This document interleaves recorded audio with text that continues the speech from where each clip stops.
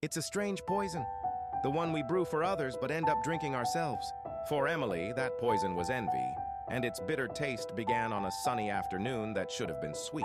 She sat across from her best friend, Sarah, whose laughter was as bright and effortless as the life she was building.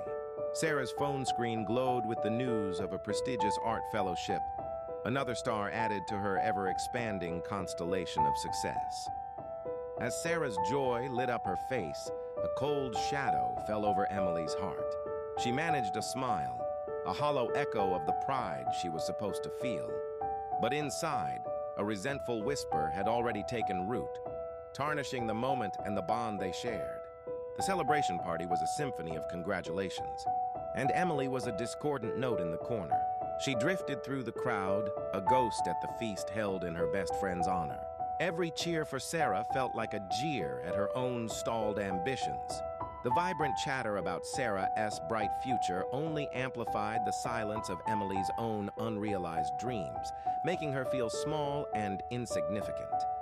Her friend's light, which she had once admired, now felt blinding, casting a harsh glare on her own perceived failures.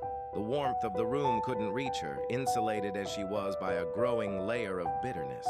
Her glass of champagne remained untouched, its bubbles dying, much like her support for her friend.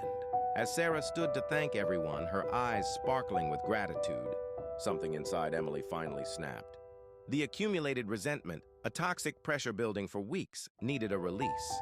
When a guest jokingly asked if Sarah ever failed at anything, Emily's voice cut through the air, sharp and cold as glass. "Oh, she's a master at making everyone else feel like they have," she said, a cruel smirk twisting her lips. An immediate, suffocating silence fell over the room. The music seemed to die, conversations halted, and every eye turned to them. Sarah's joyful expression crumbled, replaced by a look of profound shock and hurt that struck Emily with the force of a physical blow. In the ringing silence that followed her own destructive words, the party's cheerful facade dissolved for Emily. All that remained was the ugly truth of her own heart, exposed for everyone, especially herself, to see. The fleeting, venomous satisfaction of her comment was instantly consumed by a tidal wave of shame. She saw not the towering rival she had imagined, but her best friend, wounded and bewildered by her betrayal. It wasn't Sarah's success that was the problem.